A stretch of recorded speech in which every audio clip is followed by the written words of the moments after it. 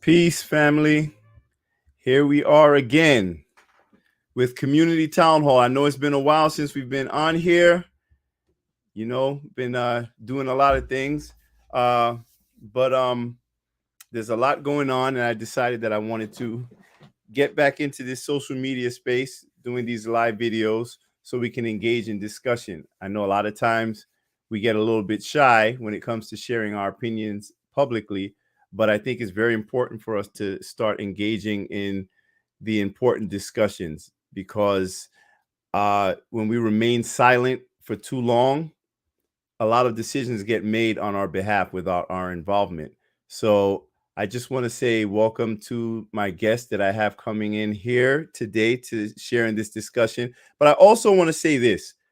The overall premise of Community Town Hall is to get the all of our perspectives. So moving forward, I want us to not hesitate to join these live conversations. Don't be nervous. Don't be afraid. A lot of times we just kind of fall back and just let other people take the lead. But the purpose of Community Town Hall is for all of us to take the lead, all of us to be involved in the conversation so we can learn and grow together. So let me welcome our guests today. We have Malika, and we have Brother Dre, and we have Brother David. I don't see him on camera yet, but I guess we'll get back to him. So welcome to everyone here. And we all know what we're talking about today. We see here on the bottom, it says Trump announces his 2024 run for president. And there's a whole lot of noise being made about that. And a lot of outrage about his impending presidential run. And my particular concern, as usual, as we all know, is pretty much the Black community, our perspective. And I want to know pretty much how we feel about Donald Trump's new run for president, how it may impact us, and also, basically, how do we feel about him possibly running against another Joe Biden run, and just basically the state of how things have gone thus far since he lost the last election coming into this new one. So I'll start with Malika. How are you today? Thank you for I'm joining. doing good. Thank you for having me. In regards to his announcement, I'm an independent, so I don't subscribe to any certain political party. And the way I look at it is, how does a Democratic president impact us? How does a Democratic president benefit us? With Trump, he wasn't necessarily any more racist than any of the other presidents that we've had. I think that racial oppression or systemic oppression that we are impacted by in the Black community is a two-party sport. And I think that the Democrats and Republicans have equally impacted us. So the only difference I saw is that, Trump was more out front with it in regards to who his constituency was, who supported him, who he supported.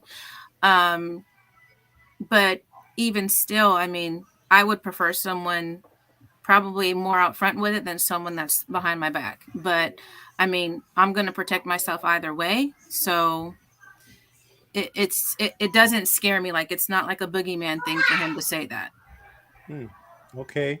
Dre, how do How you you feel doing? about all right, how you doing, brother? How do you feel about Trump's announcement on his 2024 run? So I feel like I was gonna start out by like prefacing I'm not a Trump supporter, but I feel like even we have to stop being fearful or stop having to make that preference that stop making that preface that you're not a Trump supporter. When he announced that he was running, to be honest, one of my first thoughts was I was like, at this point, my vote is his to lose. Essentially, we're not getting anything from Joe Biden and the Democrats. And at this point, I saw there was some benefits to the Trump presidency as opposed to the Biden presidency. I just felt like under his presidency, Black people were the most on code I had seen in a long time. And I felt like it was out of necessity we had to get on code because we had that upfront white supremacy right there in our face. It wasn't covert at that point. With Biden, I feel like it sort of lulls us back to sleep, and then we start to bicker and fight about other things. But with Trump, I feel like that was the most united and on code Black people had been in a really long time. Okay. All right. So, Brother David, are you, let's see. Yeah, okay, his mic is muted, so I'm not sure what's going on over there. So, yeah, so, oh, okay, I guess he's back. Can you hear us? Yes, sir. I need to put my phone on do not disturb because I keep getting calls. But yeah, I'm not I'm an independent, much like the sister. There's some things I'm liberal on, and there's things that I'm more conservative on. As far as Trump, his running doesn't bother me whatsoever. I'm reminded of what Kanye said. He had in all of his talks and his rants, if you listen, he said a couple things that will kind of clue you in on how to deal with Trump, which is transactionally. And with America, and the left being so afraid of him, with us holding all the cards, we should have done business with him, at least to put offer on the table to get something. Because as of now, we get nothing, absolutely nothing from the Democrats. And they're not afraid of losing our vote because they know we vote based on fear and being shamed. I would have done business with Trump and would have seen what could have come from there. Whether or not he would have come through or forced the left to give us something, we need to deal with this in a quid pro quo manner. Yes. That's right. Well, one thing I wanted to actually expand on, elaborate on, was the point you made about it being transactional. And I think Black people, unfortunately, in this country, as a voting bloc, we have not behaved in a manner that shows that our votes are based on what they're supposed to be, which is a transaction. Quid pro quo. You don't just hand over your votes to anyone without getting something in return. And it's sad to I actually find it quite sad that every election we tend to vote upwards of 90% for the Democratic Party. And to me, I think that basically tells the Democratic Party that they don't have to do anything for our vote. So when you saw people like Ice Cube, who went out there and he did I forgot, it was like that plan he had for Black America, where he wanted to present it to the Republicans and the Democrats. He was shamed, like so many Black people are, for daring to engage in conversation with the Republican Party. And that tribalism, that hyper partisanship, I think that's detrimental.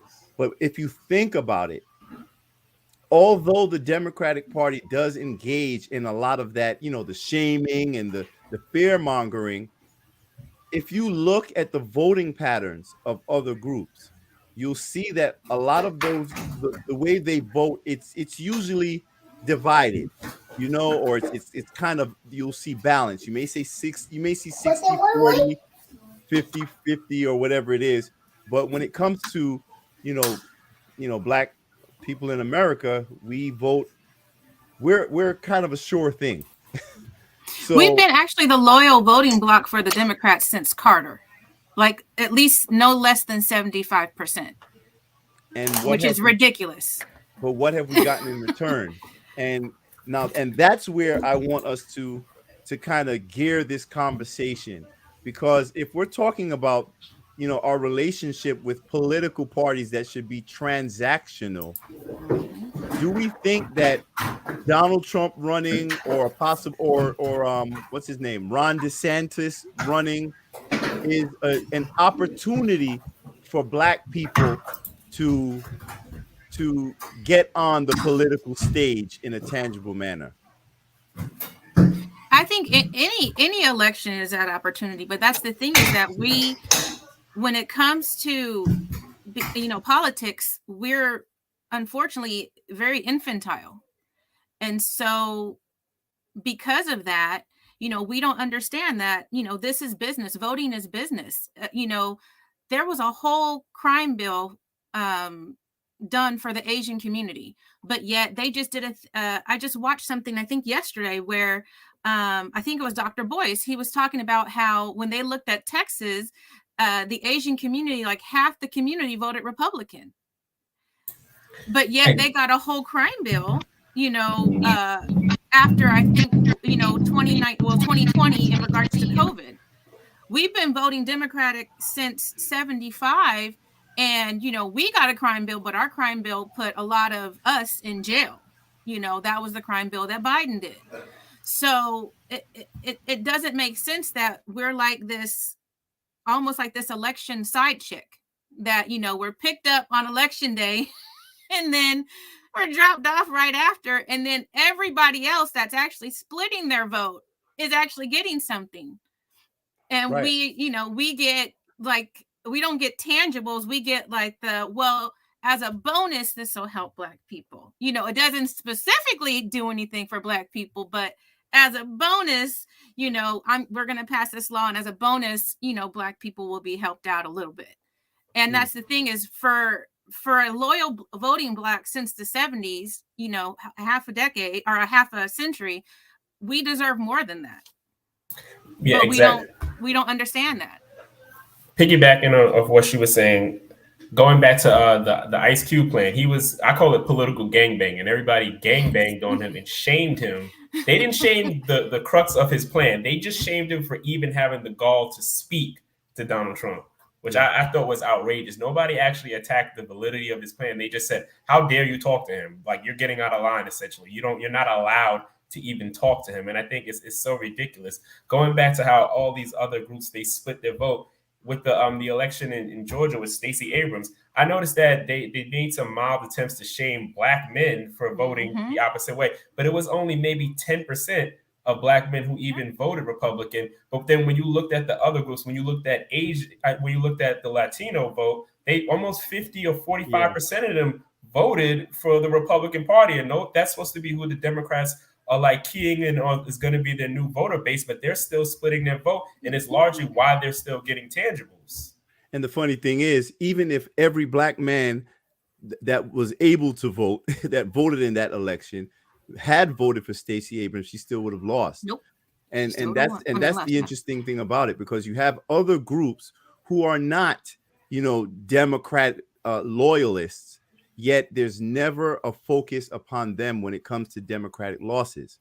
And like you said, there was a lot of mention of Black men being victims of misinformation, which I found quite interesting, because the way that it was framed was clearly basically to say that Black men can't think for themselves, because we have to be brainwashed. I mean, Stacey Abrams actually used the language of brainwashing. Like we're brainwashed for not voting Democrat.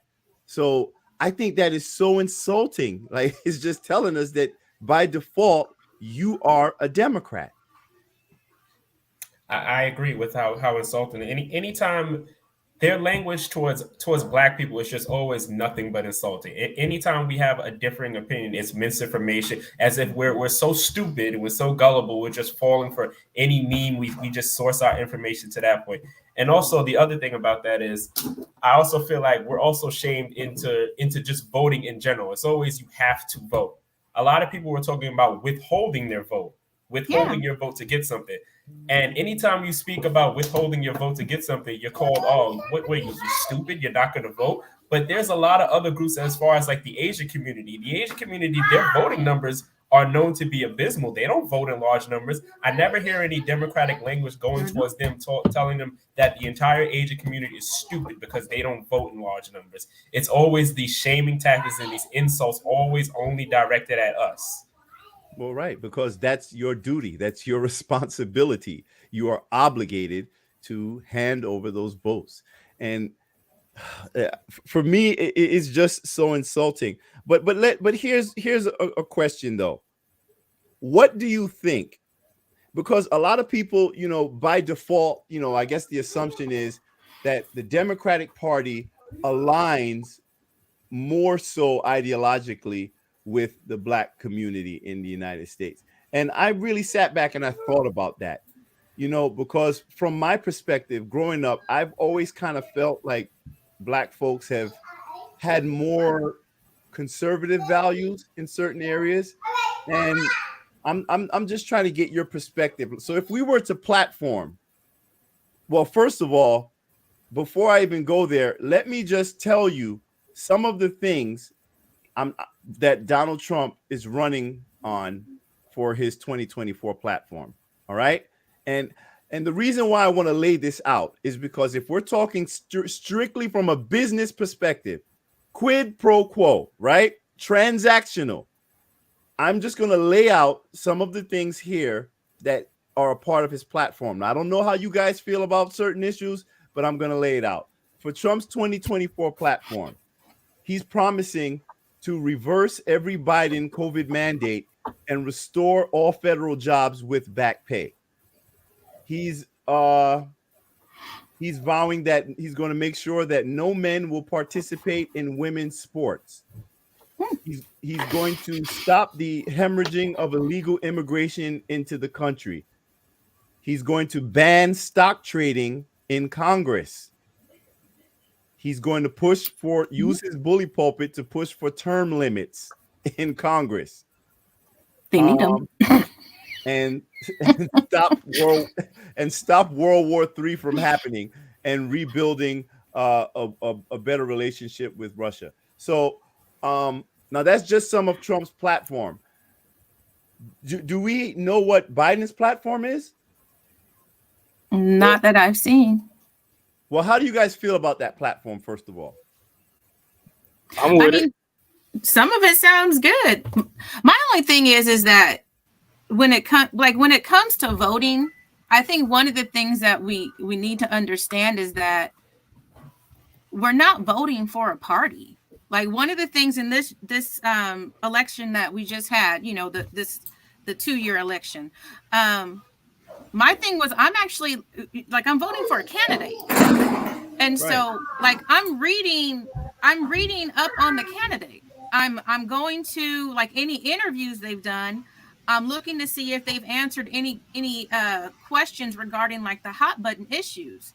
And then based on what that candidate is saying, I'm going to vote. So, you know, my ballot was not just, I didn't vote down Democrat. Exactly. Like my ballot, I voted for a couple of independents. I voted for a couple of Democrats. I voted for some Republicans.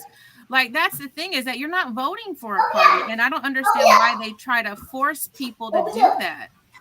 It's not about that. It's about you're voting for who is going to represent you. Yeah, the policy. Policy, not party. It like some of the stuff in there actually sounds good. Right. And I know that, you know, I know our brother, you know, on the Nets could definitely benefit, you know, from that back pay, back pay ruling, even though you already have the Supreme Court decision too. So yeah, I just feel like that's one thing that as Black people, we need to get out of. We need to actually start reading about these candidates and seeing what they're going to do, and specifically what they're going to do regarding our community, or at least looking at their platforms and seeing, okay, is that platform going to impact my community somehow if he gets that through? Right. But I think we have to let go of this feeling of obligation, you know, and this feeling of being ashamed. And I'm going to be honest with you. I spoke to a lot of, like here in New York City, well, just in the state of New York, we had, you know, the gubernatorial race. We had Kathy Hochul against this guy, Lee Zeldin. And if you look at the policies and how they have affected New Yorkers, in my opinion, although Lee Zeldin was not a good candidate, I found him to be a better candidate for my interests. So I have no shame in saying that I voted for him.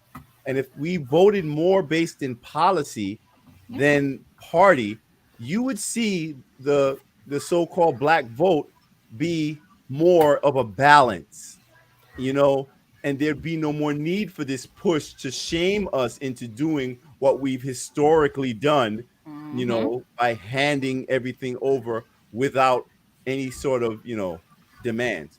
Go ahead. Exactly. We have to stop this emotion based voting. I say, like, if you were to just read off those policies that were Trump's without mentioning Trump, you would struggle to find Black people who didn't agree with everything that was just read. If you didn't say who it was, if you said, you know what, there's this new candidate, he's got these ideas, they would be like, oh wow, I agree with them. When you say it's Trump, they'll say, oh, I can't support that. That's true. There's no way I can't. He's a racist. Yeah, and that's so funny to me though. Like that's always the default, you know. Well, Trump is a racist, but what's Biden? Even when you counter what Biden, they don't even dispute it. They go, well, he's racist too, but and like I said, I always try to, you know, withdraw that disclaimer, like, oh well, I'm not a Trump supporter, but you know, I'm not doing that anymore, you know, and that's a part of the shaming, you know, where you feel obligated to explain yourself before saying anything that can be seen in the affirmative pertaining to a Republican, right? And that to me is crazy because, you know, and here's the thing. If you listen to the language that is flooding the media, you see it from celebrities, you see it all over social media. Anytime anything that is mentioned that is more conservative, it's always labeled as extremist, you know, terror, you know, like anything that is not authoritarian leftist is being labeled as basically terrorist and a threat to democracy, a threat to the security of the state. And that's not accidental. And I think language is very, very important, and we're missing a lot. I think we're not realizing how we're being engineered in one direction. Not to say that I believe that Republicans and Democrats do not work together for corporate interests, because they do. We know that they're the left and right wing to the same dirty bird. But I think ideologically, there are differences that we can at least take advantage of to navigate this process until we get the wherewithal to start, you know, separating ourselves from this two-party system that doesn't work for it doesn't work for us. Period. It doesn't. So, David, how do you feel about that? Because I know you've been a little. I know you were having some issues with your mic. Yeah, well, the other two guests pretty much, you know, echo what I would say. I love the sister's description of how we vote in an infantile way. That's exactly how I describe it. It's like we don't understand politics, the very basics of politics, and the left, you know, just pretty much like, look, I've voted Democratic pretty much my entire life. I got away from the Democratic Party after 2010 when, you know, the Democratic voters left Obama hanging. And it was all over the issue of single payer, right? So they got everything they wanted except single payer, and they decided to abstain from voting. The very thing they tell Black folk that we have to vote, right? If we don't vote, it's a vote for the Republicans, right? Our ancestors died for our right to vote, right? All this sort of nonsense, yet they held their vote back and lost the House, lost the Senate, allowed the Tea Party to come in, and which led to Trump, ironically, which led to the overturn of Roe versus Wade. So the irony is the left has done all these self-destructive, weak sort of tactics that I couldn't even, I didn't even feel right associating myself with them, let alone the idea that if you really think about it, Black people are largely conservative anyway. We simply go left because that's the party where we are accepted. And really we're controlled, but it's where we're accepted. And so yeah, so that's you know, that's my feeling on it. With regard to Trump, like I said earlier, with these parties, we should be free agents. We should not just give our allegiance to either one. We should, especially since we hold all the cards. They literally need 90% of us to vote in order for the left to win. They need us to vote left, and 90% of us need to vote left in order for them to win. And we literally gave the White House to Biden because of our fear and all of that. At the end of the day, if we would have made demands, it would have, play both sides, leverage. What are we doing? We're doing nothing. We just, it's almost like we just happy to be accepted, to get pats on the head. We get a few black folk who are given positions, given jobs, and that's good enough for us. All this mannequin sort of window dressing, and I'm done with it. I was done with it. Yeah, you have the gatekeeping class. See, I think we don't realize the immense campaign of propaganda that we have pushed upon us. Like there's so much brainwashing that Black people in this country are subjected to. It's hard to identify, and I think it's easier for me to identify now that I have backed away from the partisan aspect of the politics. This hyper partisan lens, which is what forces us to only see things through Democrat and Republican. And I know I go very hard on the Democratic Party if you look at my page, but the reason why is because I think they are far more successful in deceiving people about their intentions, especially Black people. And, I'm tired of us being the political football that's used when we think we're in the game, but we're not really in the game. We're just we're the ball that's being kicked around the field. And, and here's one thing I want to point out, and I know I'm always criticizing, but I see these things. I see these things when it comes to the Democratic Party. Like you said earlier, brother, like, they were too soft and they did this and they lost the House, right? I don't think that isn't intentional. When the Democrats won, when Joe Biden won this last election, you know what I said? I said, look for, I can't wait to see how many excuses they have. Well, and I'm talking about when they got the White House, they got the Senate, they got the House, they had everything. And I just said, I can't wait to see how many excuses they're going to have for not doing what they said they were going to do. And what happened?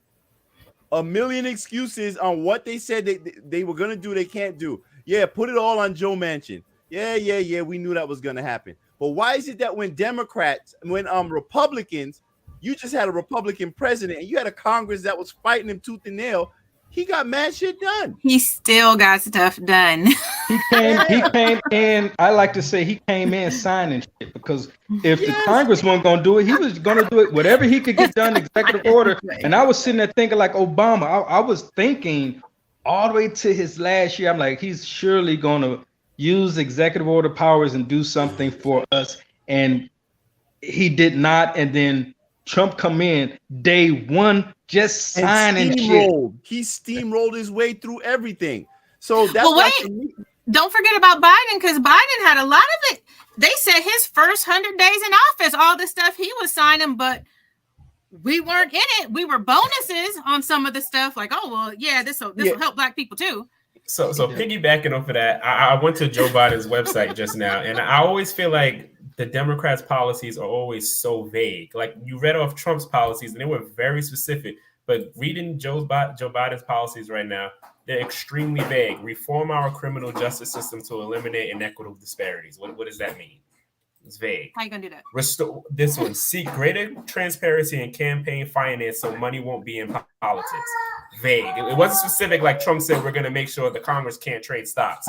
Just always very vague. These vague policies. Always these vague policies. What is this one? No, this is not a good one. Blah, blah, blah. This is vague. All of these vague policies that he has. Return government-wide focus to uplift the rights of women and girls at home. What does that mean? These vague policies that I didn't know I had lost my rights at home. It's a lot of word salad. And the thing is, you got to respect Republicans, because whether it's policy that you like or you hate, if they're going to do it, they're going to do it. And they're going to do it. They don't care how you feel about it. They're going to do it. They're not going to smile in your face and tell you, hey, and pat you on the back. They're real with it. And me, listen, man, I'd rather have my racism up front. Exactly. You know, if that's what it is. That's me. But we also have to stop looking at the Republican Party, especially all Republican voters. See, that's what I don't like about this whole political atmosphere that we're in. We like to label people. Because you're a Republican, you're a racist, or because you're a Democrat, you're like, automatically liberal. Yeah, it's for me, it's crazy because remember, in the Democratic Party, you got progressives, right? You got the moderates, you got the authoritarian left neoliberal class that basically is running everything. But whenever you hear any conversation about Republicans, MAGA extremists, there's a big ass Republican Party out there of people who actually espouse the same ideology that many Black people do. And for me, I think that's when we get into the con game of the political establishment. I'm talking about the Democrat establishment and the Republican establishment, because I've always asked myself, if these two sides are so much at odds, why is it that they always put the same bullshit, the same type of candidates up? Like, why are Republicans, if they really want to win, why are you always putting up the biggest idiots to run against Democrats? Think about it. Like, why? It's almost like you finding the most unelectable person to run against these very bad choices in Democrats. So that's why I don't trust either side.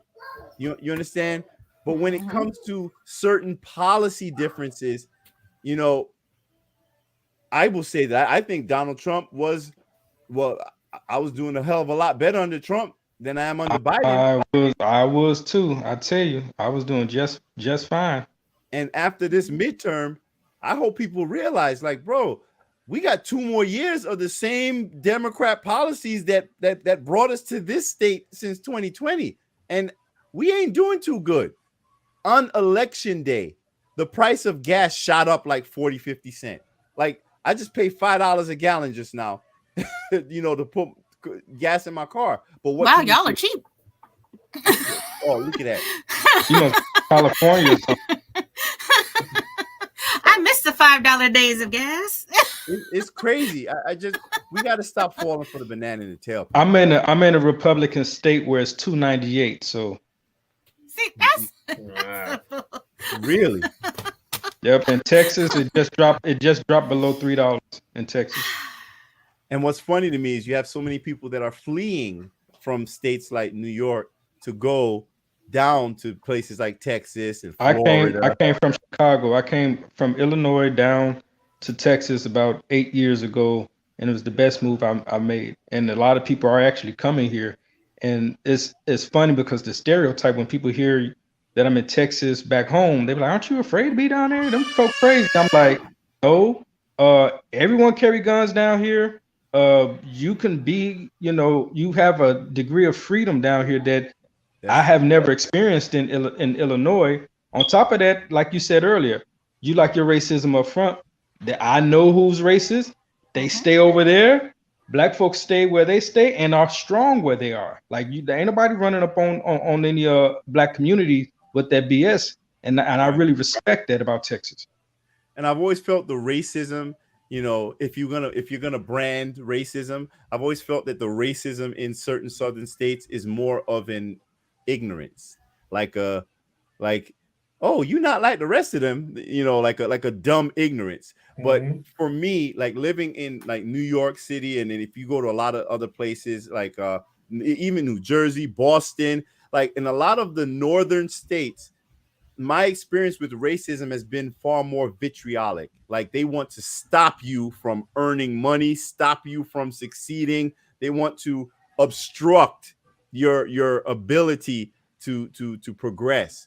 That's the type of racism. So I feel like the racism here is far more hostile, you know, because my whole family's in Florida. I'm in Florida all the time, you know, and I love it down there. You're gonna bump into a racist, you know, here and there. That's the United States. That's just what it is. But I never received the degree of hostility that I do here. Go ahead, Jay. And I was going to say, as far as you talked about the racism, I feel like the racism here a lot of that racism comes from the so-called ally groups that we think we have. In those southern states, I feel like every group sort of stays to themselves, like how he was saying, every group stays to themselves and they don't bother. But here we have these fake coalitions, and I notice a lot of vitriolic relationships comes from these ally groups. It's sort of they want to get their own spot in the caste system of white supremacy, so they try to do things against other Black people. And I feel like that's the state. In like when I go to Atlanta and stuff like that, all of those other groups, they sort of just stay to themselves. But here we have this fake coalition where we're all together. So a lot of times I notice that. But what you said, I'm sorry. I was just saying that exactly what you just pointed out, as far as the whole ally type of based, racism. I think that's what birthed cancel culture, because I've noticed over the years, whenever you call out your allies or you put them in a position where they have to face their racism, whether they understand it or not, whenever they face that what is it called? What's the term called? Cognitive dissonance. Like when they're faced with it, it's like they can't react in any other way but to attack or to silence you. And I think because who are the main purveyors of cancel culture? White liberals, right? It's the left. If you disagree with them, you must be silenced because you're evil, you're wicked, you're racist, you're a right winger, and that's the tools that they use to intimidate people into silence. And now they're forcing you into silence. And when you said white liberals, it's like, who do they use against us though? They use the buffer groups. They'll say you're discriminatory against this buffer group. So now us as white liberals, we can't really say you're discriminating against us, but we can use this buffer group to say you're discriminating against them. So you're a race. So now we're canceling you. Right. Well, we have to understand when it comes to the buffer group, I mean, that's one of the old plays. Yeah. So, I mean, like my family, I come from a mixed family. So I have on my mother's side, which is FBA, that they extend into I have on my father's side, which is also part FBA, but then also from Puerto Rico, and then I also have Haitian. And one of the things that I've noticed, being the mixed child, which everyone in my family is a derivative of Black, but being the mixed child, I have privy to conversations. And a lot of times I live in California now. I'm originally from South Central, but due to the military, we moved to Monterey County. And so one of the things that I try to explain, to people in my community here is that the conversation is not the same when you're not in the room. And, there have been times when I've been in meetings, like government meetings, where they'll talk about, say, the Hispanic community and the things that they're doing here in California for the Hispanic community. And then someone will bring up, well, also, the Black community, and they'll say, this is going on. We need affordable housing, et cetera. And then that person is labeled divisive, like you're being divisive. But we just had an hour meeting prior to this person bringing up the Black community about the Hispanic community and their needs. So how is this Black person being divisive? But, one of the things that we saw, if you look at when Kamala Harris gave up her seat here in California to, of course, become the VP, we had all these different coalitions. But when that seat became available, right, it was everyone's community first. And you literally had interviews where people from the communities were saying, well, we deserve this seat because of such and such. And one of the interviews I remember was a gentleman from the Hispanic community that said, well,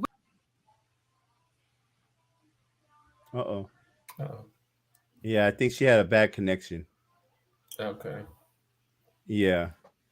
But she knows a lot better than I would, because she's actually in California. But I guess piggybacking off of what she said on how the divisive talk is used against us, and how she said the conversations are different. I know, and they had that LA city council meeting where they got caught talking, I guess, so somebody recorded them, where they got caught specifically trying to get tangibles for their community, which is already shady enough. But not only were they doing that, they were actually trying to actively disenfranchise Black people and trying to redline and do things of that sort.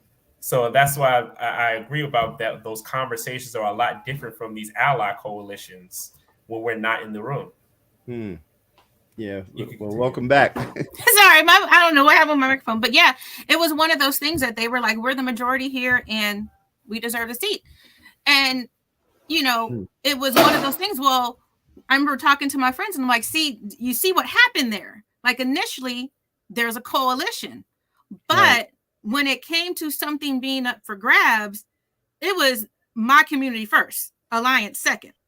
And Of course. so, Yeah, right. you know, So that's everyone what is happened. allowed to prioritize their community, Except us, except for except Black us, folks. because when we prioritize it, we're being divisive. And you know, And that's not true. It's just that's the shaming technique that's used on the Black community. Is Right. that when you speak up, it's like, oh no, you know, you can't do that because you're being divisive. But everyone's allowed to speak up. So, But you know why that can't we is? speak up? But that's just the thing, though. You know, I think the greatest fear, especially, you know, from this government and this entire political system, is Black people speaking up, Black people knowing who they are and calling to account those who are responsible for the current condition that they are in. So they must do everything they can to evade and avoid that conversation, because the moment you start letting them Black folks speak a little bit too much, you have to face it, and no one wants to face it. Hence the thing, oh, well, I'm not responsible for something my ancestors did. Yeah, but you benefit from it, you know, and you continue, you propagate it, you continue to pour into that same system and the same, you know, the same disenfranchisement that we have today. So I just think when we just think about all of it, the whole entire political conversation that Black people are always kept out of and forced to stay in line with, it's about our compliance and our silence. We must just stand by, be good cooperative Negroes, and just go along and get along. And in order for us to be accepted and, you know, even brought into the conversation, but it has to be on their terms. See, and that was a good point you made too, because when you were talking about how they're like, well, you know, we didn't do it, it was our ancestors, etc. Well, you know, we paid, I don't know how many millions, maybe billions of dollars into the Marshall Plan, but, you know, we weren't, America, you know, as a country wasn't responsible for the Holocaust and the destruction that occurred in Europe because of who, but we paid into that. That was paid with taxpayer money. Same thing with Native Americans. Native Americans receive payments until this day. And they got, you know, I personally wasn't responsible, but I know that the tax money I pay is divvied out in a part of those payments. So the same thing with the Japanese when they got their reparations, even though the ones from Peru were excluded. I wasn't responsible for internment camps, or my mother wasn't responsible for internment camps or grandparents, but, you know, their taxpayer money got divvied out in that settlement too. So basically, if you are an American citizen, unfortunately, there are ills or things that this country is responsible for. So as a citizen, if this country is going to repair those ills, then yeah, your money is going to be used. So they have argued already that it's just too much. Like, you know, we just don't have enough to pay the bill. So which we know is a lie. Unfortunately, it wasn't too much when you worked those people for 250 years, or it wasn't too much when you excluded Black folks from getting loans that other people, you know, got. So yeah, maybe if it's too much, I don't know what to tell you. It's still a repair that's needed. And there's never too much when it comes to financing the defense department and for all the wars we're constantly fighting and giving money to Ukraine and the Afghans, but when it comes to us, you know, and the thing is, you know, they don't even, okay, they may not have 15 trillion to give, right? That's the amount that's thrown out there as far as what's owed, 15 trillion. But you know what you could do? You could open up access, okay? Because we have $1.6 trillion. If we was to utilize it correctly, along with having access to capital, access to other resources, and even building a bridge to, the Caribbean and Africa where the most resources are, we could do just fine. In fact, if they just left us alone, we would do just Hmm. I want to go back to one thing. Going back to what she was saying about in California, it's something I've been talking about, looking at California and looking at as like sort of a case study and what's going on in New York City. How she was talking about when that seat came up, when Kamala Harris's seat was vacant, how the Hispanic community there was starting to say, well, we're the majority. We want that seat. And what the council was Oh no, doing they said they deserved that. It wasn't. They deserved that he seat, said not even they one, deserved which means that's a that demand. seat. Now, what's happening in New York City right now? It's absolutely unprecedented with the way that New York City is being flooded with undocumented immigrants. And I don't even care about sounding xenophobic at this point. I've been speaking about, I said, this is completely ridiculous what has happened. You cannot go to New York City. You cannot go to a construction site in New York City and even pretty much see anybody but an Hispanic person who speaks no English at the construction site. Facts. I'm like, these are trade jobs that Black people used to occupy. These jobs are gone. I took the subway maybe 2 months ago. No, about a month ago, I took the subway. The cleaning, maintenance jobs, I see all of these people with contractor outfits on. They have these jobs. There are people who have been waitlisted for years who wanted these jobs. Yep.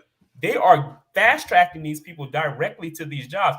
And I tell people that this is dangerous because what happened in California can happen here. They will empower these other groups to use them as a buffer. And then the same thing that happened there, where we think we're going to hold power in our city council, they'll be saying, we demand this because we're the majority now.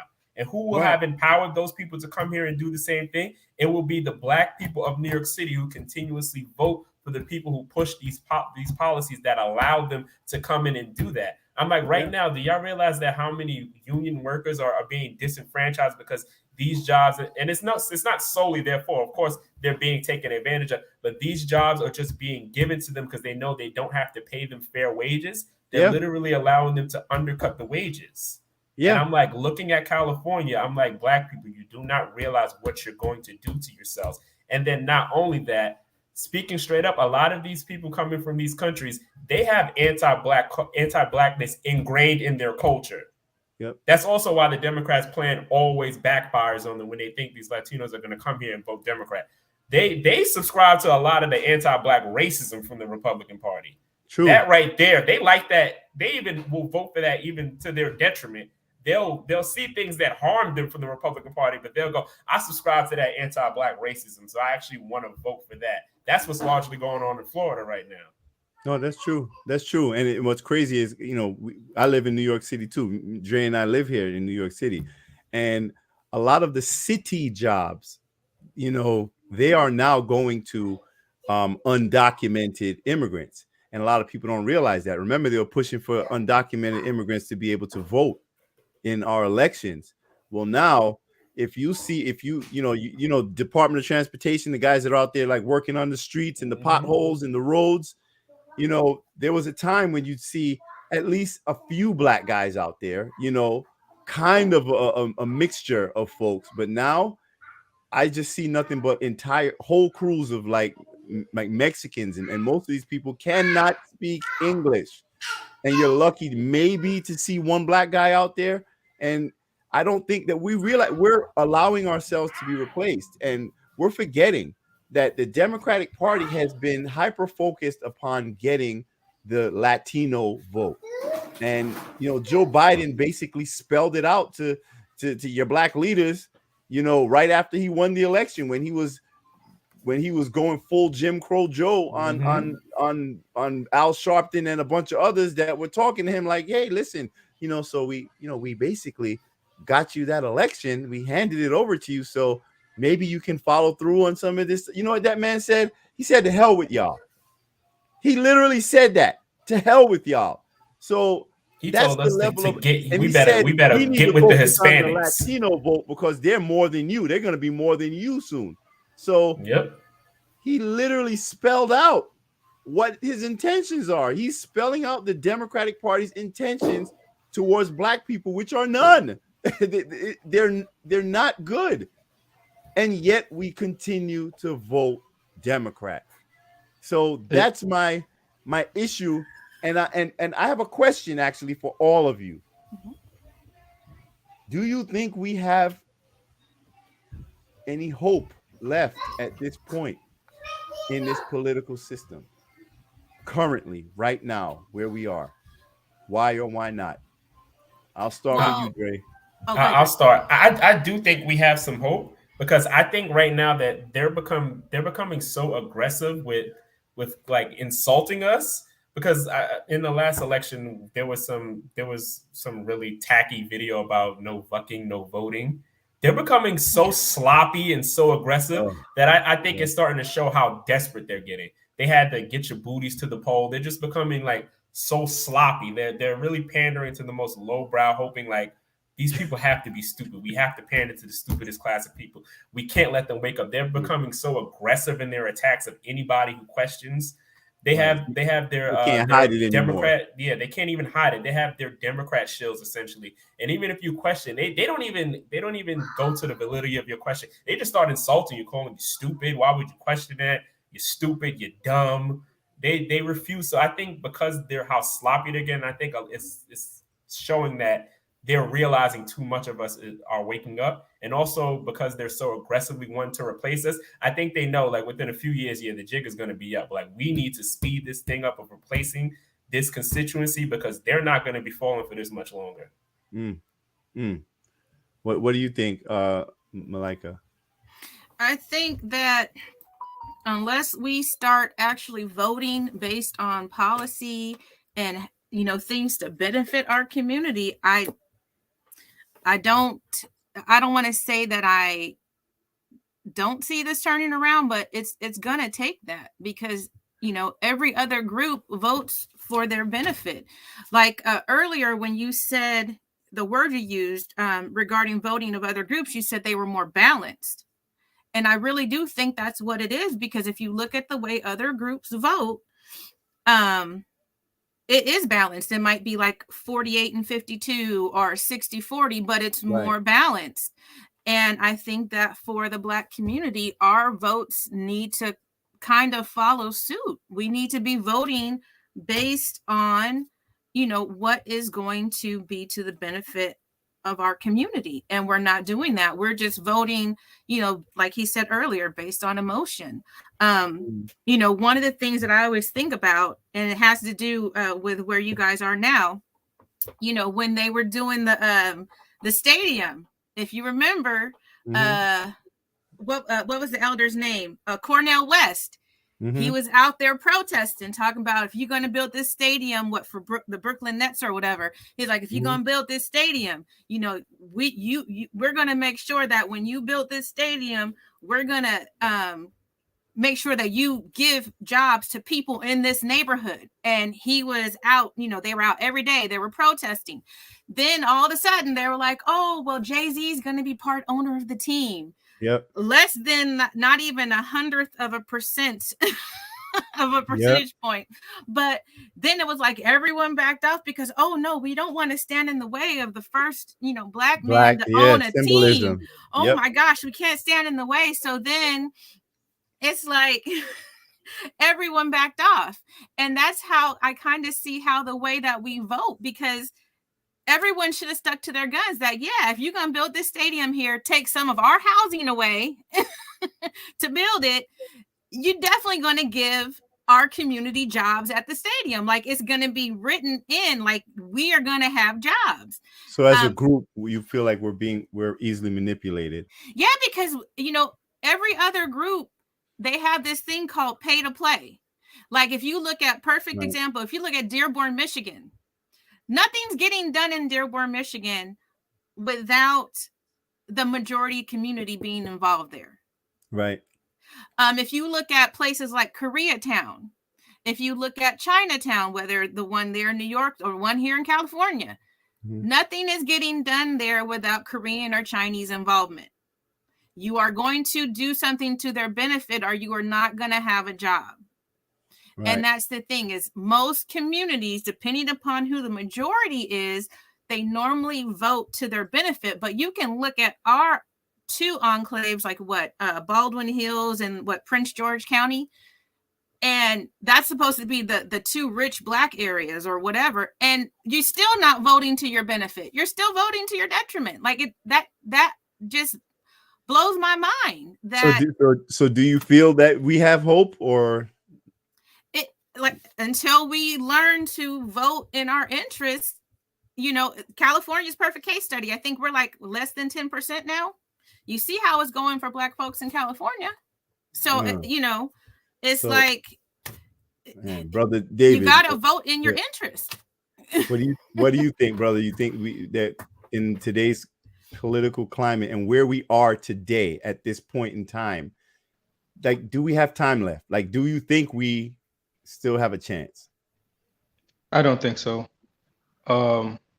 Dr. Claude Anderson talks about how we're being ushered into a permanent underclass, and that we had opportunities to stop that from happening, but we did not. And we did not because we're like the heart and soul of this country.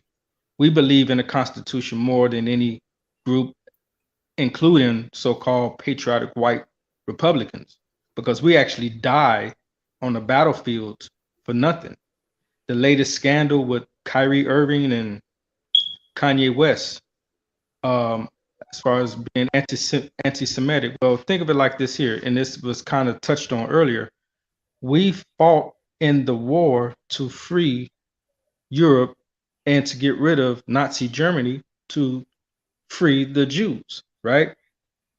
Yet, with our plight being similar to theirs, we're not getting the same support, right? We're told to forget, get over slavery, while everyone remembers 9/11, everyone remembers the Holocaust, everyone remembers all these things, but we have to get over not just slavery, but after slavery, we had Jim Crow and lynchings and the drug epidemic. We had all these things that we had to deal with, that if you're not going to give us reparations for slavery, well, we surely deserve reparations for all those other, right? So I look at the political climate, and I think back to what the Minister Farrakhan teaches. We have to do for self. It was touched on that the Asians don't vote in big numbers. Why? Because they practice group economics. That's and we right. have more than enough money. Like we have. I run a page called Blacknificent, and I'm also part of the Urban Intellectuals family. And I did a comparison of our numbers and our economics, and one of the I think Spain is in the G7, maybe, definitely G20, as far as the size of their economy. And we actually have more money than Spain. We have the same number of people, but we have like $200 billion more every year than Spain does. Yet they have a military, they have universities, they have infrastructure, they have all this stuff that we don't have here because we're not practicing group economics. Now, I'm not saying we should go out and build a whole separate thing, thinking that America is going to actually allow that. But for us to be in a position we're in, constantly begging, not getting justice, being killed on TV, and no one, you get slaps on the wrist and all this other sort of stuff, and how we're like pipeline to prison, all this stuff doesn't even have to happen if we practice group economics the way the Asians do, the way other groups do. But instead, we're playing this political game. We're playing this America, home of the free and land of the free, home of the brave, and all this. We're following that to a T, while everyone else is playing cutthroat. We're playing by the rules, right, and everyone's cutthroat. And so it's not to our benefit. So if we did for ourselves, we could build something. I don't see it happening politically because we're so tied to the left, and we vote out of fear, and we vote out of being shamed, and we don't make demands. Right. Well, I will say this. Do I believe that Black people have a chance? I think our time is running out. I think we do have a chance, but our time is running out. Like, we're really in a state of emergency. We're really coming towards the end here. We're not even in a position, if we did practice some form of group economics, we would be in a better position to even affect our political standing in this country. But I am encouraged at the fact that I am seeing a lot more of us waking up. You know, I would love to see the rate increase, but I think, as when Dre mentioned earlier, how, you know, the Democratic Party, like, they're basically like really overt with it now. Like, they don't even care. They're straight disrespectful with their shit. I'm okay with that, because the more we see this, like even something as simple as the treatment of Kyrie Irving, this is all the left. This is the authoritarian left, which is driven by the Democratic Party. That's just what it is. And I think the more we see the disrespect that is aimed at us, I think that the easier it is to wake people up to it. You know what I'm saying? And another thing, a lot of people are afraid to publicly say that they, you know, don't align with typical white liberal ideology. But there are a lot of black folk I know personally who don't vote Democrat. They just don't want to say it publicly. And, you know, I think in the end, we're getting somewhere. I would love to see it happen a lot faster, but I am not gonna lie, I'm terrified. I'm terrified. But I think it starts with black people not giving a damn about how other people view them, especially when it comes to politics. Don't let anyone shame you. Don't let anyone shame you into voting a certain way. Don't let anyone shame you into silencing yourself, because that's, you know, censorship. It not only silences you, but it cripples your ability to get what could be valuable information. And that's what happens a lot. And it's not a coincidence why there's such a huge campaign to censor people, all these voices of dissent, because it's just basically hiding information. I was at my father's house, you know, helping clean out the house a couple weeks ago, because he's doing some renovation, and I found like the Encyclopedia Britannica, like 2 full volumes of it. And I was like, yo, let me get that. Let me make sure we get that, and put it, because pretty soon we're not going to have access to information anymore. You know, we're so overly reliant upon technology for our education, you know, and when they can just flip a switch and you're turned off, we have to realize that we're becoming too dependent, not only on just, you know, the internet technology, on social media. All of these things are the driving forces of politics. You know what starts wars? You know, social media is a problem when it can literally start a war. Yeah. You know, so I just think that we just got to wake up, stop being so offended when someone says anything negative about the Democratic Party, you know, and don't rush to label people for thinking differently than you. I think that's the biggest problem. I think the biggest problem today is the culture that we have adopted.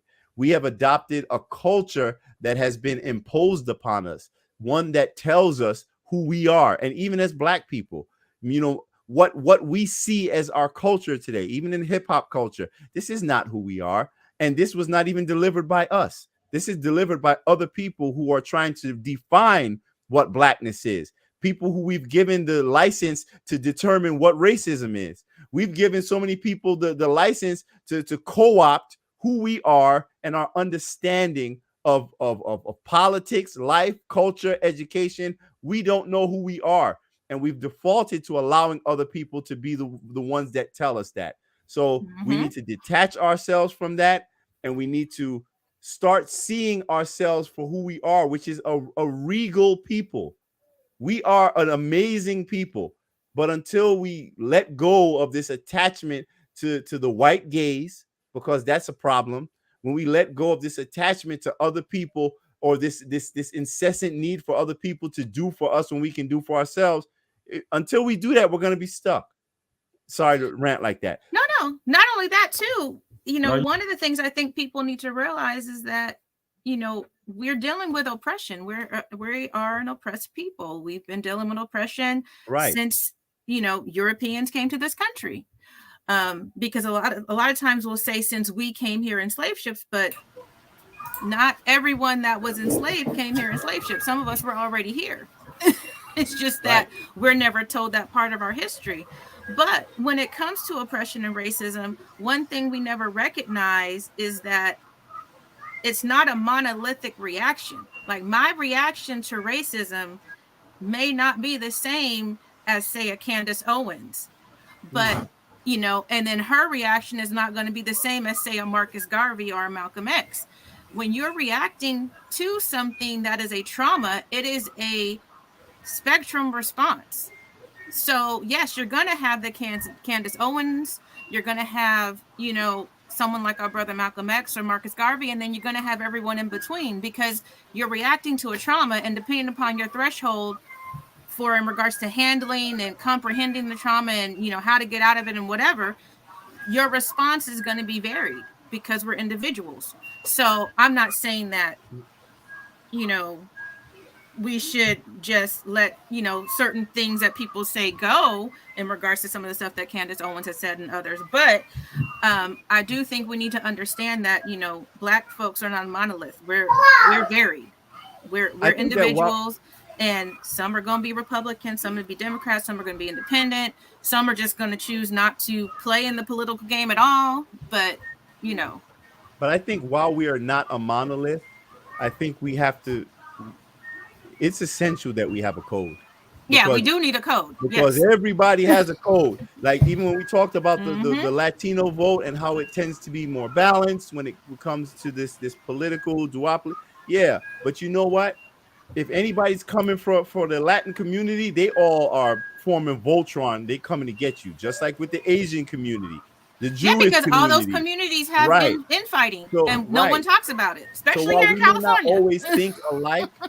We may not always think alike, you know, politically or whatever it is, but we have to be able to come together on code when it comes to certain things, because the fact is, we all collectively face a system that is directly, you know, targeting us, which requires that we identify and act as a group when it comes to certain things. So that, I think, is essential. Now, I want to ask you guys, before we get out of here, well, I'll leave you, you know, you can make a final thought, but I do have one last question. If Donald Trump does get the Republican nomination to run for president in 2024, and it's between him and a Joe Biden or a Kamala Harris, who do you think you would vote for, based on what you know now? Oh, go ahead. You go first, Dre. If you can't answer, that's fine. But I can start, because I already told everybody. I was like, at this point, my vote is his to lose, because I was like, I feel like the policies of the Joe Biden administration, I feel like, are so detrimental to the Black community in just ways that we cannot see right now. So at this point, unless he does something outlandish, at which point I'll just abstain from voting, I just feel like his policies inadvertently help Black people in a lot of different ways. His policies of not bringing in all of these immigrant groups, allowing these illegal immigrant groups, I feel like that inadvertently helped Black people. His policies I can't even say his policies, his tone of white supremacy towards every other group, it made a lot of other groups they had to start realizing, wait, we can't focus on us practicing our anti-Black racism while he has his foot on our necks as well. Right.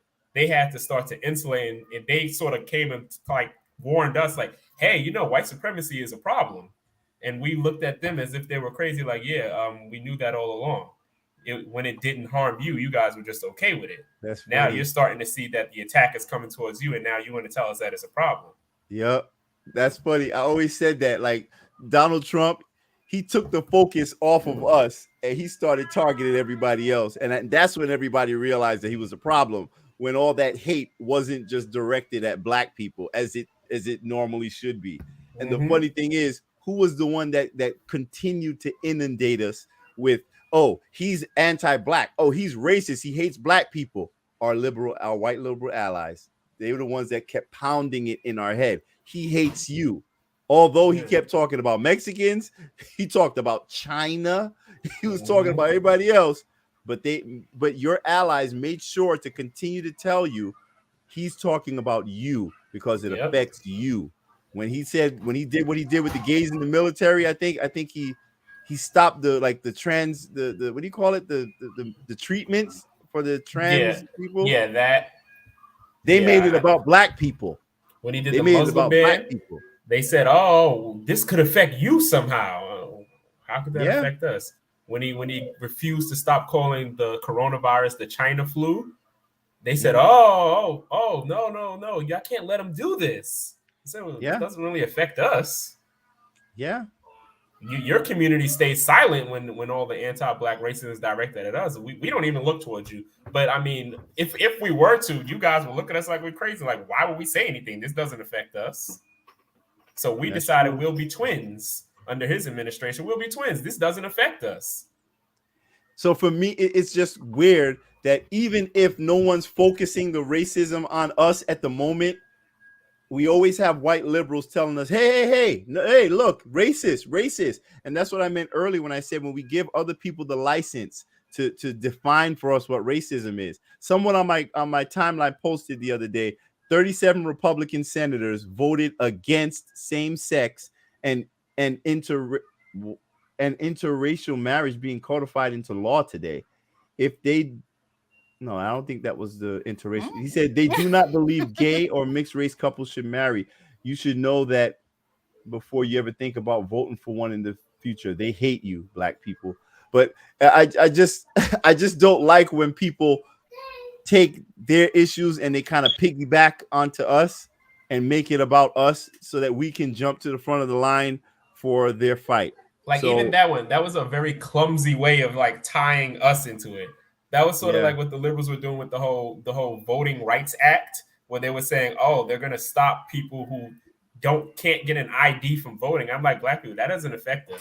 Wait, but can I say something on that? I can't afford ID.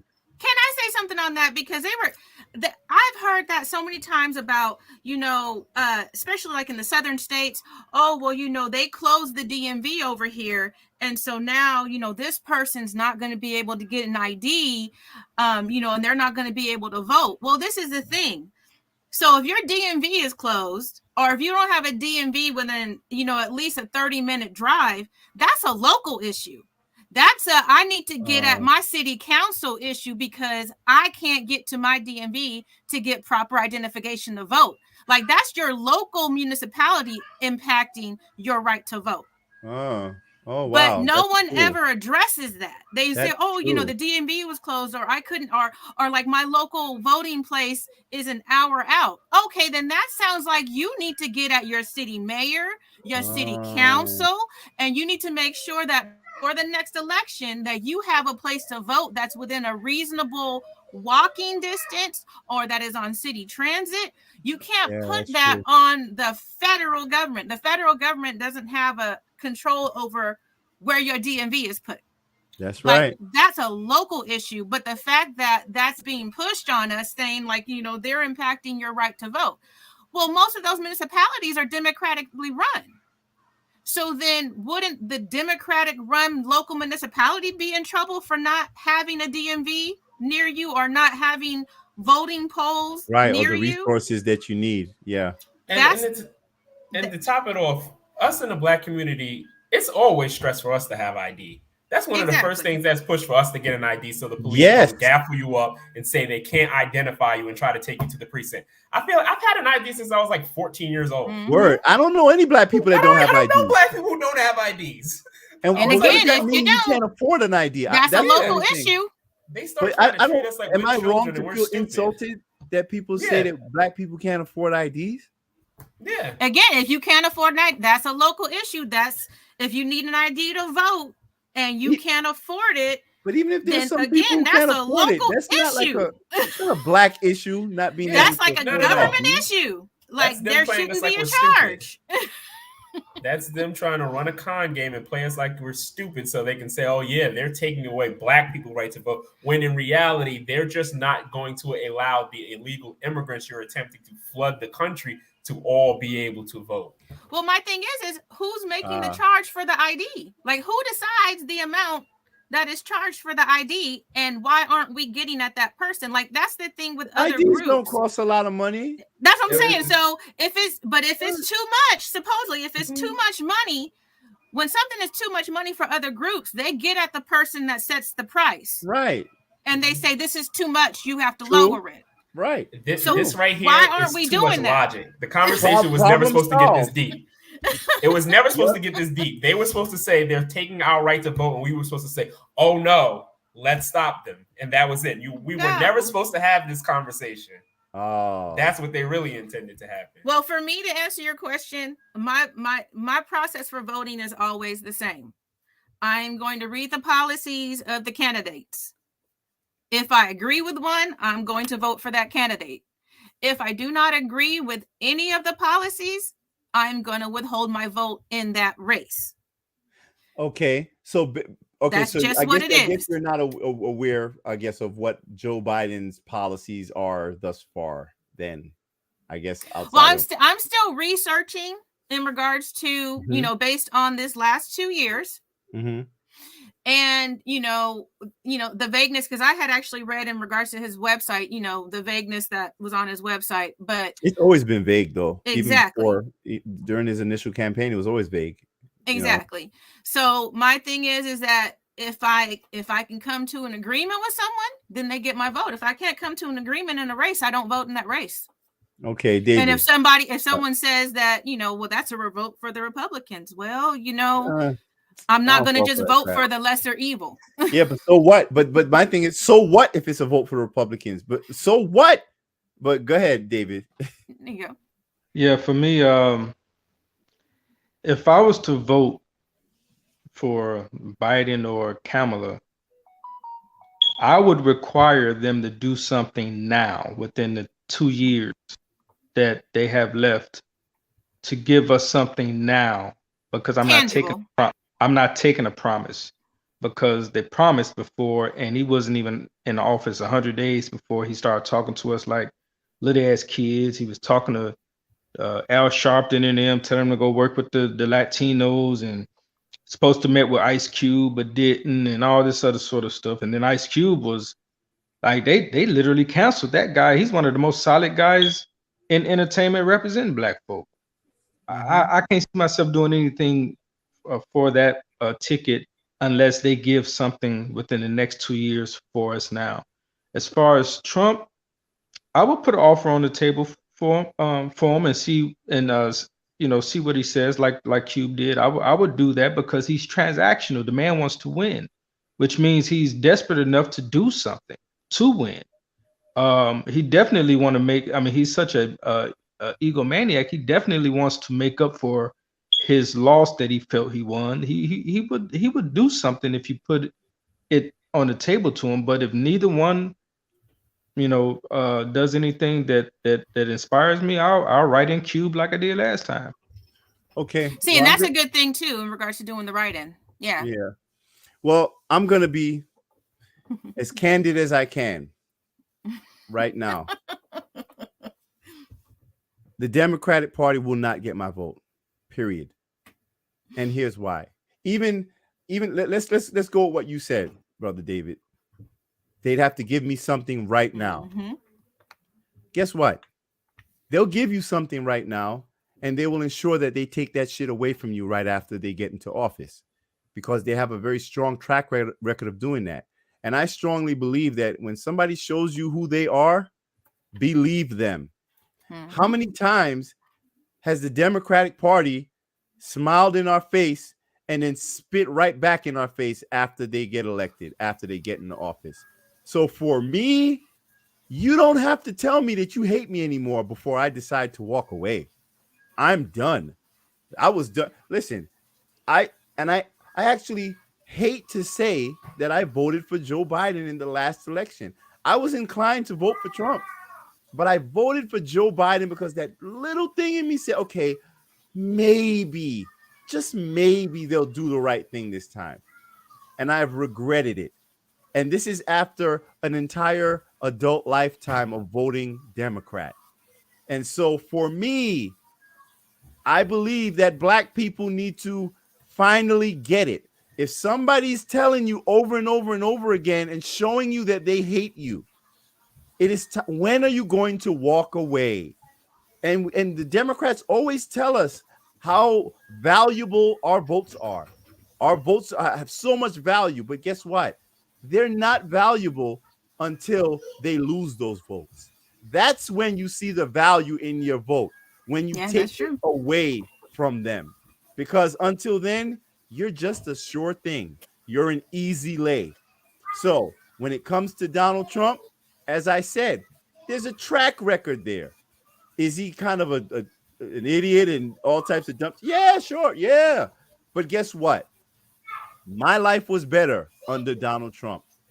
My community was doing better under Donald Trump. Entrepreneurs that I know, black business owners, people who were setting up corporations, businesses, small businesses were doing great under Trump. Why should I apologize for saying that? That's the problem I have. I don't apologize for that. Does that mean I love Trump and I support him? No. But I do know one thing. Everyone that tells me Trump is a racist, you better include Joe Biden in that sentence as well. Mm-hmm. So when it comes to tangibles, things that I can see in front of me, my assessment based upon a long track record, a history. Listen, like Dre said, Trump's vote is mine to lose.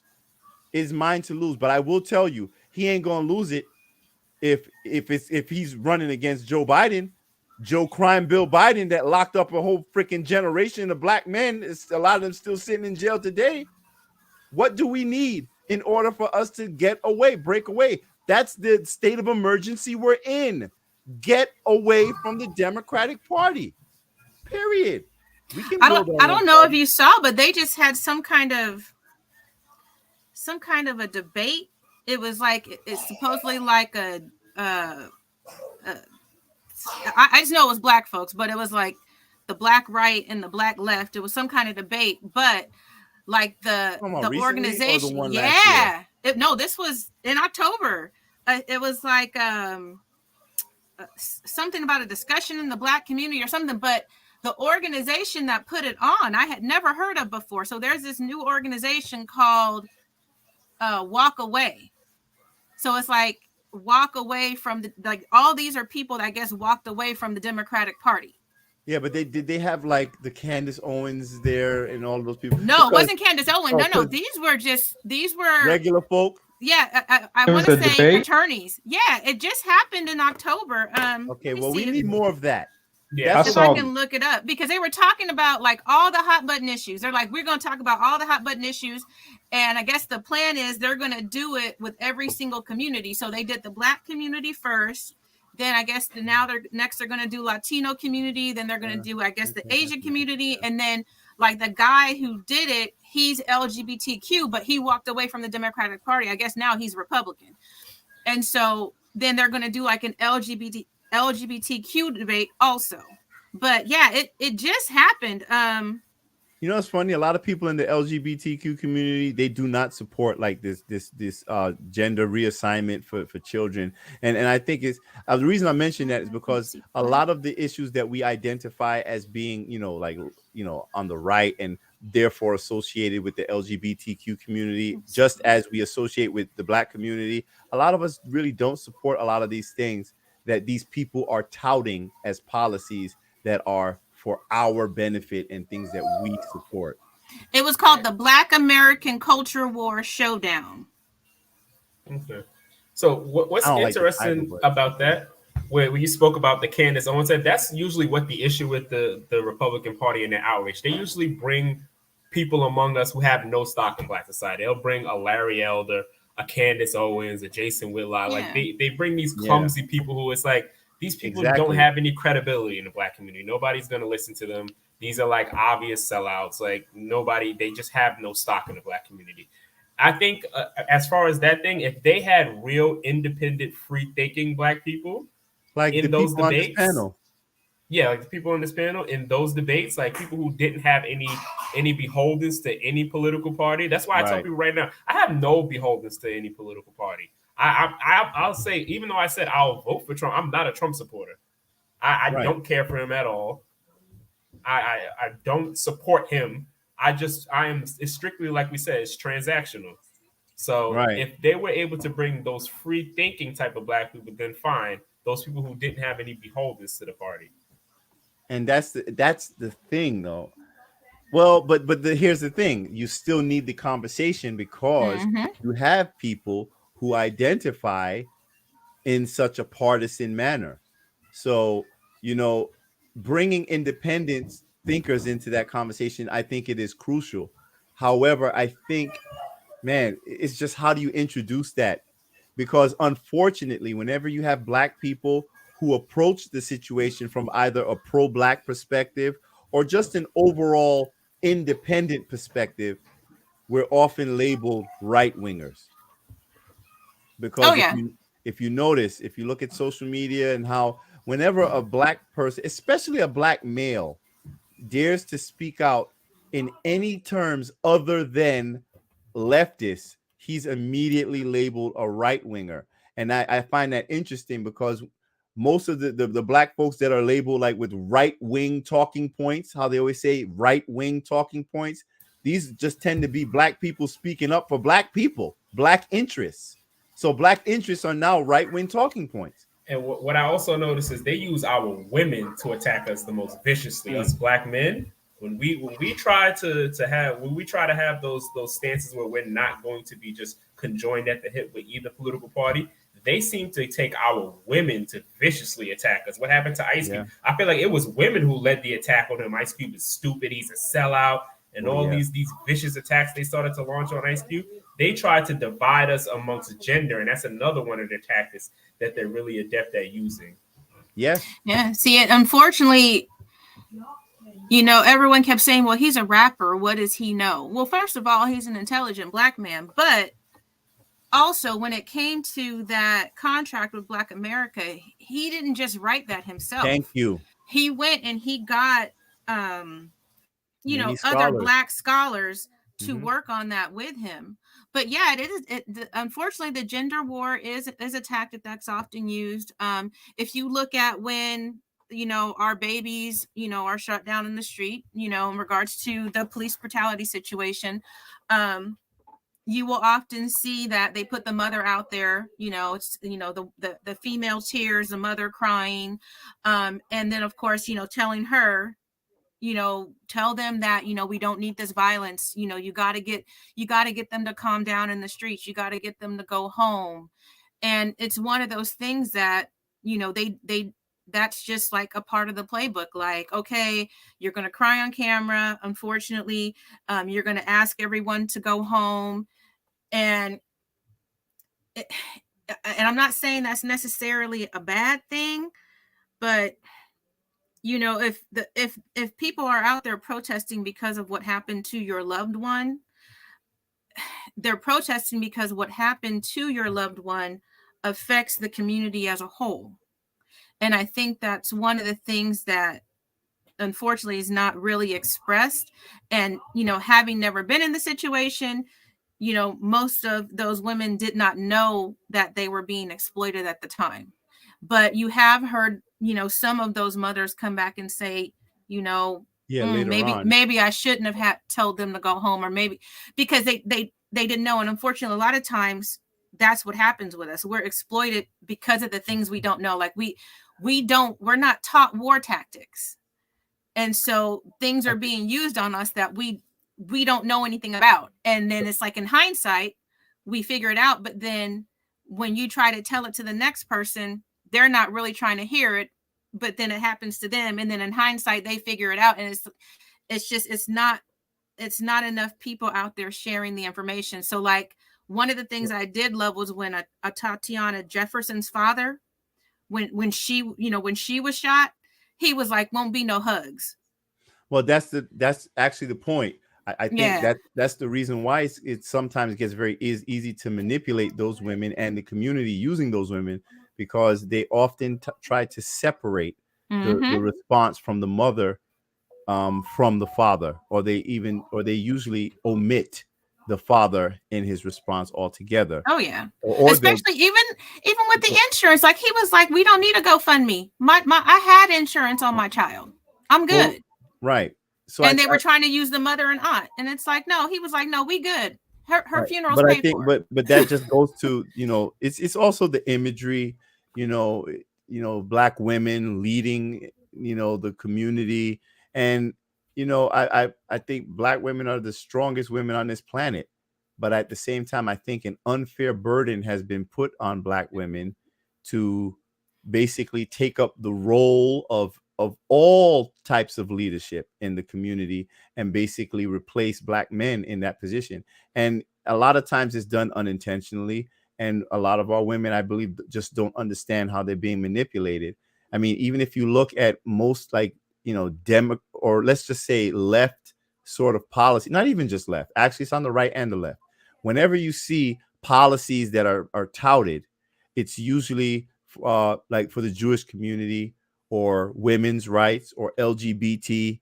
But then when it comes to Black issues, it's Black women and Black men. It's always in a separate listing. You understand? There's always a separation, Black men, Black women. And this is from outside like forces. So as a intra community, we can discuss our differences as Black men and women. But why are these exterior political interests talking about us in this separatist terminology? And I think when we see that it's a clear and they agenda. don't do it to anyone else. Right. And they and remember, it's often in an adversarial type of manner. And if you look at even the voices in media, mainstream media, they have a lot of Black women that are basically spewing all of the Democrat Party talking points. You barely see any Black men, and if you do, they're typically emasculated. But let me not get too deep, because there's a lot of things I just don't like. I think that Black men are so disrespected politically by everybody, and it's just sickening to me. And I think there's a lot of profit in dysfunction in the Black community. Oh yeah. Openly disrespectful. Like you said, the headlines in the news, you don't ever see a newspaper telling like a Latino woman or Asian woman or Jewish woman to look outside their group for marriage. Ooh. That is so respectful, but that just shows you how little influence we have. Not just that, to your other point, when Alabama went blue for that short period of time, and they said Black women turned that state blue, as if Black men didn't vote like 85%. Thank you for, and it's like, so again, each time those things was happening, that's what was really pushing me away from that party. And just, I'm just observing. I'm just observing at this point, and I'm a free agent, and I'll go wherever I see my interests are being met. I'll say, just to that point you made, I'll even take it a step further.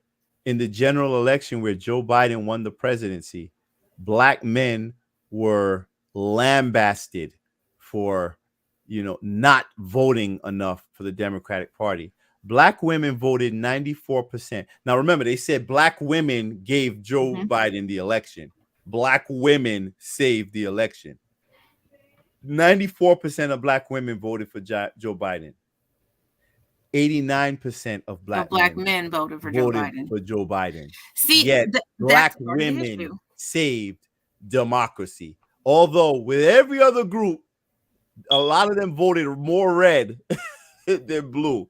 But Black men, and not only was it that they said Black women saved the election for the Democrats, Black men were attacked for jeopardizing the chances by voting 89% for Joe Biden. It's absurd, because 60-40 is like a landslide, and 89%, like it. We have not been under 75% since Carter.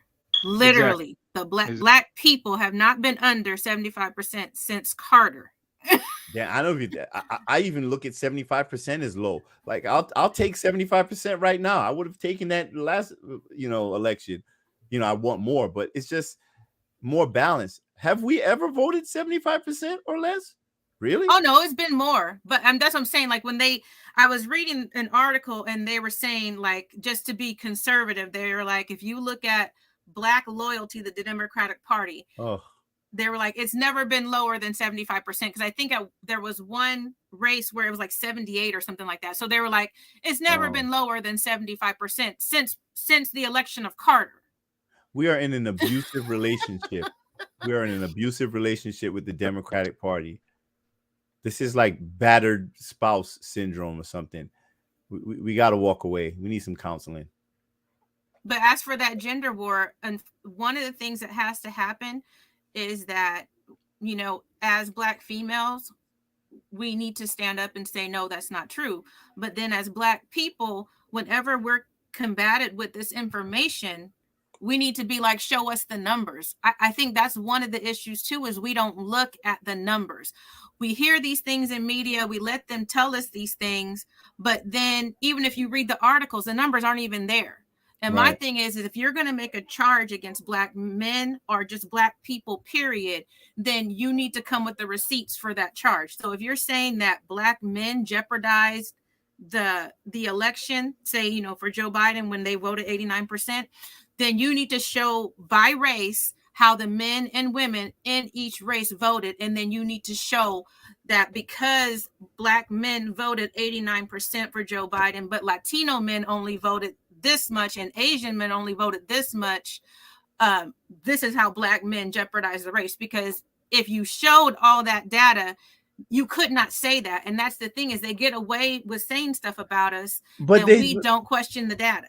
But the thing is, they can say it because they view our votes through a lens of ownership. I mean, yeah, they do. The results are always obvious. I mean, everyone knows this. This is common knowledge that Black people fall in line when it comes to the Democratic Party. So, I mean, why wouldn't they view our votes through a lens of ownership? I hate to say it. Like my daddy used to say, you tell people how to treat you. That's right. Right. My mother used to say this. Yeah, you got to teach people how to treat you. And we're basically telling them, yeah, we good. Mm-hmm. Whatever you want, we got you. And I think if we did start questioning, though, then they'd be like, oh, shoot, they're asking questions now. Listen, when you pledge your loyalty to a political party before they even offer you anything in return for your vote, you know that you have no political education. And that's unfortunately what we did in this last general election, and we tend to do it in even our local elections. We already know that we're voting Democrat before they even whisper a word to us about anything. And the moment one of us dares to take them to task and say, listen, we want something in exchange for that vote, we attack our own and tell them to shut up and get in line. So I think that's some serious engineering, some serious social engineering we have to break free from. And I think that's our assignment. We need to try to figure out how to break this hold that, the Democratic Party has over Black people. And we got to do this before it's too late. So, like I said, me personally, Democrats don't get my vote, period. They had a chance. Like with Bernie, I was going to ride with Bernie, because he had the policies that reflected my interests at the time, and last thing I'll say is it's so funny how, people used to say that Barack Obama, even though he did nothing for Black people, and he told y'all he wasn't the president of Black America, he was the president of America, he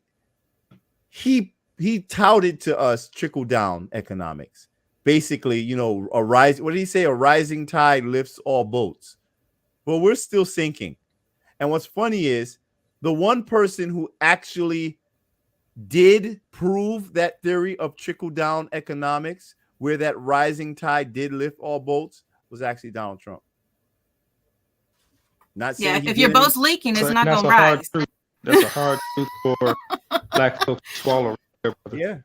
It's an uncomfortable truth, yeah, but it's the truth all the same. And we have to stop being averse to the truth and hostile to it. Just because someone tells you something that you don't like, it doesn't mean they hate you, doesn't mean that they're your enemy.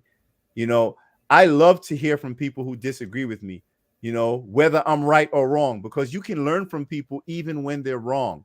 And we have to learn how to receive information that is not comfortable. And we have to also learn how to agree with people that we don't like. Agree with people that we normally disagree with.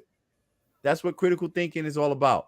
So before we go, I just want to ask each of you for your final little word. If you have any advice for anyone, for the people out there, not even, doesn't have to just be black folks, but any advice for anyone moving forward in the upcoming election or any future elections. If you have any advice for anybody, I'll start with you, Malika.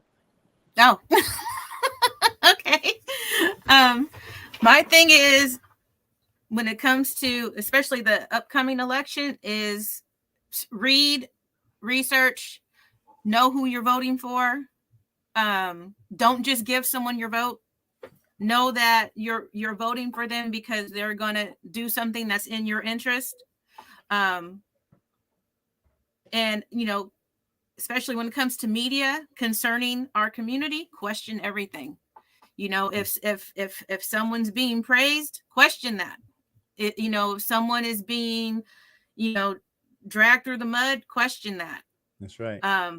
Just always be aware, because unfortunately, you know, we have been lulled to sleep, it seems, yet once again, and we can't afford that right now. We can't afford to have that happen right now. So, you know, when it comes to voting, you know, your ancestors didn't die for the right to vote.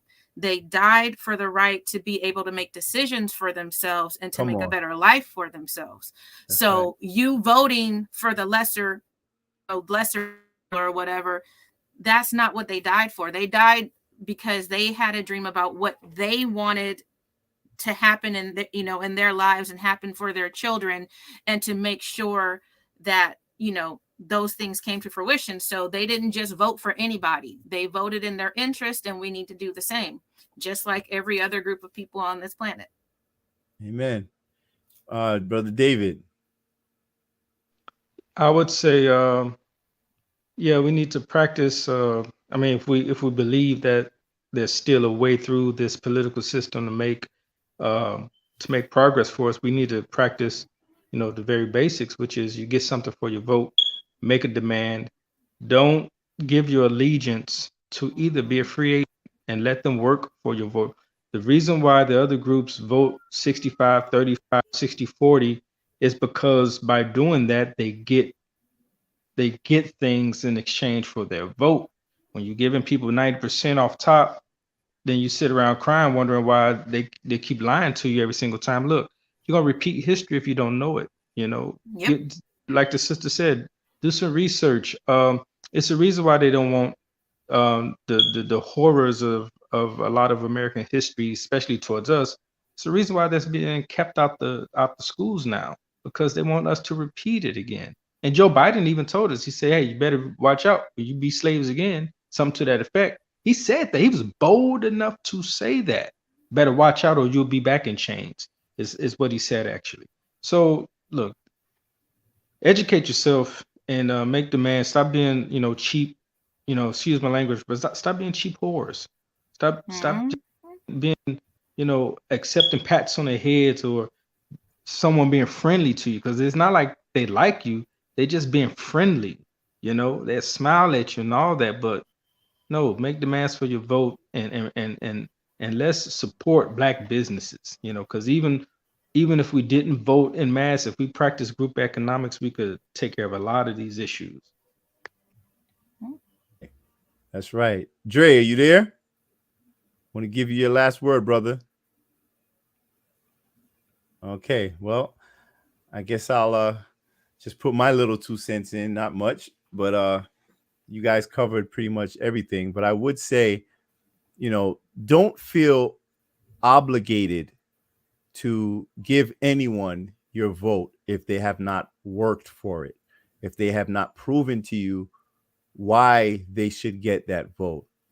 Don't be ashamed of your decision. And if you feel, and I would also tell people, you don't owe anyone any explanation. But if you do feel that you owe anyone anything, I think that it would be yourself, your family, and your community. And you vote in that interest. And also, when it comes to, we live in a sea of misinformation today. And unfortunately, that misinformation has been scapegoated to one political leaning. Everyone has basically labeled anything that is not authoritarian leftist as misinformation. So I would suggest to anyone, always question what you have been taught. Always question what you have been taught. Whether you agree with it or not, you must always question it. Because if you don't, you are nothing more than a loudspeaker for someone else's point of view or their agenda. And with that, I would like to thank you all for joining us. You're welcome. And I really appreciate it. And you guys just hold on. Don't hang up. I'm going to meet you guys in the green room. And everybody, whoever watched, thank you very much. I appreciate you all. Love you. See you in the next Community Town Hall. Peace.